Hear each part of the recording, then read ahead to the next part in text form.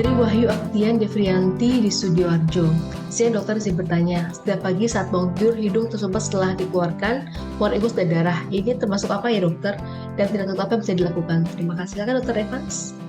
Selamat siang. Tadi agak terputus saya ya. Iya. Keluar darah ya. Keluar darah habis bangun tidur itu pertama perhatikan lingkungan dulu. Jadi jangan langsung intervensi. Itu lingkungan pertama AC.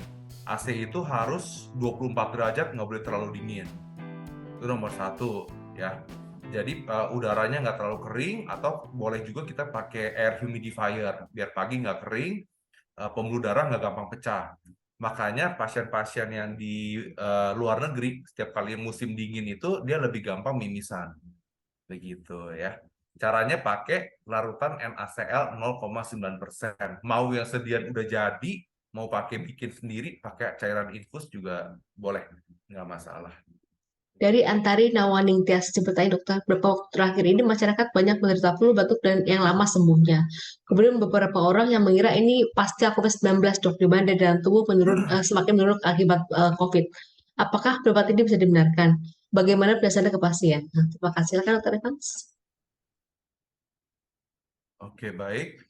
Jadi sebetulnya ya kalau kita ngomong tentang kekebalan tubuh, seharusnya kalau kita sudah terkena suatu virus, anggaplah COVID-19, makanya serangan yang kedua dan ketiga pasti harusnya lebih ringan begitu. Jadi kita nggak bisa bilang kalau udah pernah kena sekali akan semakin berat, itu kita tidak bisa membenarkan demi itu ya.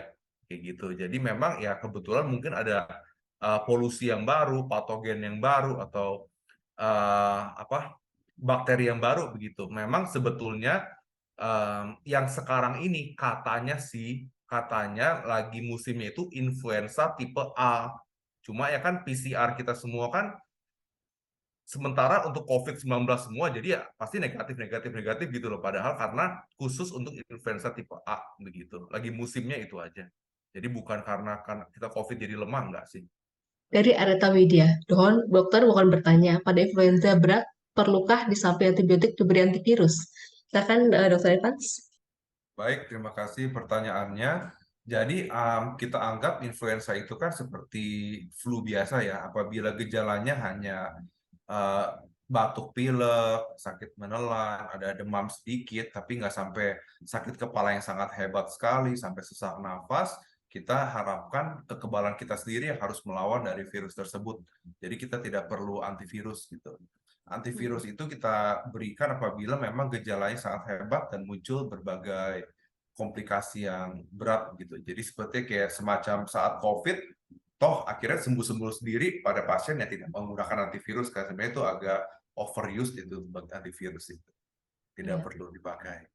Dari apoteker Dian Ayu Purwaningtyas S Farm, izin bertanya, apakah cuci hidung bisa digunakan dalam jangka panjang?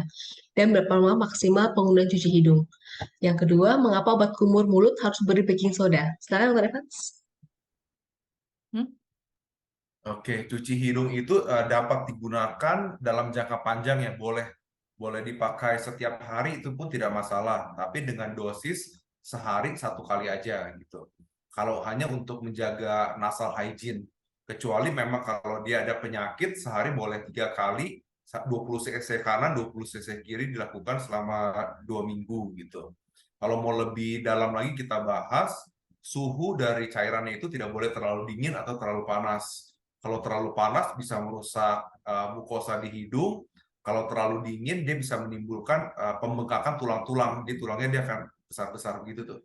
Eksostosis lah istilahnya. Jadi kita nggak boleh terlalu pakai. Tapi kalau dengan konsentrasi 0,9% itu long term tidak masalah. Bahkan sebetulnya pemerintah itu ingin menganjurkan cuci hidung sebagai gerakan nasional. Cuma belum di launching aja tuh.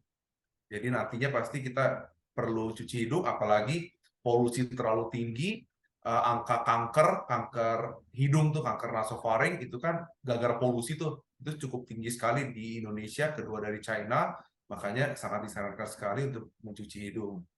Terus pertanyaan yang kedua, yang menggunakan baking soda untuk larutan cuci hidung maupun kumur, itu sebetulnya kalau kita bikinnya mau dalam jumlah banyak, kita bikin dalam jumlah banyak, nggak langsung dipakai habis, biar lebih awet itu kita menggunakan baking soda. Tapi kalau cuma dalam sedikit sekali pakai single use, kita nggak usah pakai baking soda.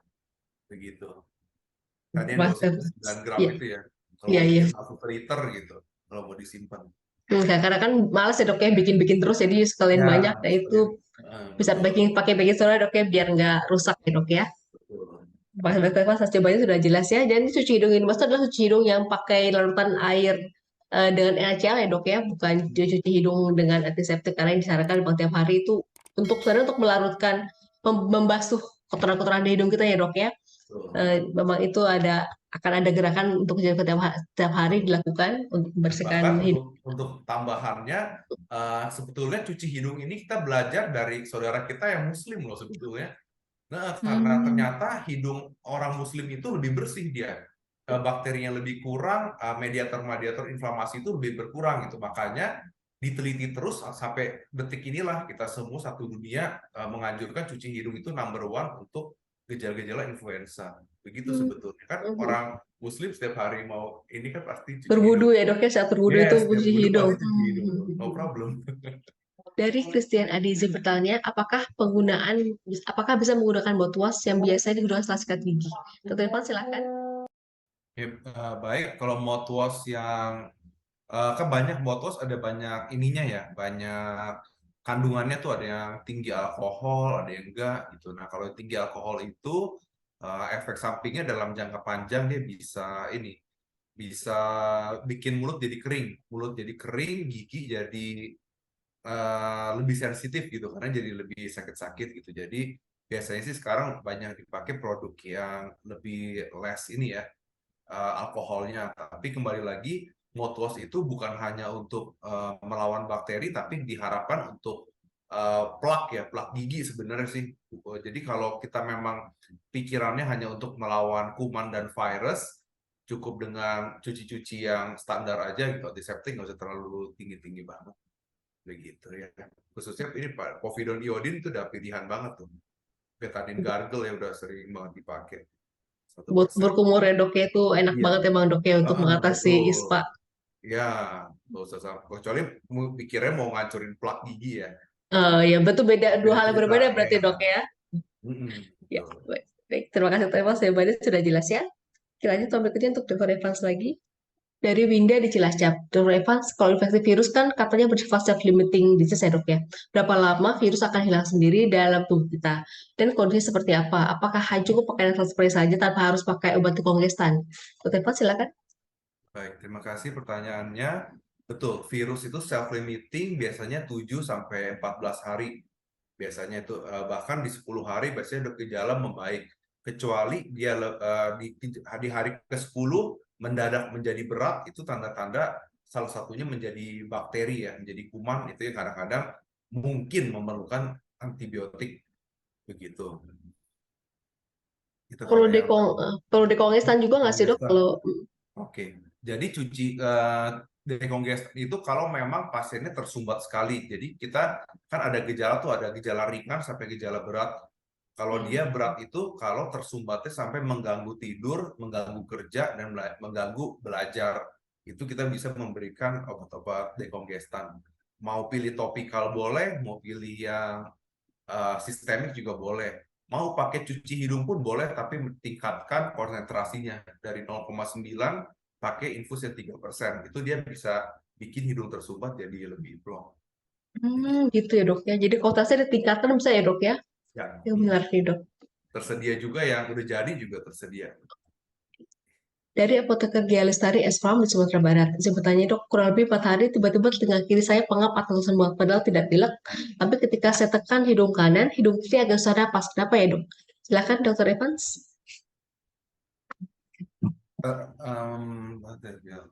Hidung kanan.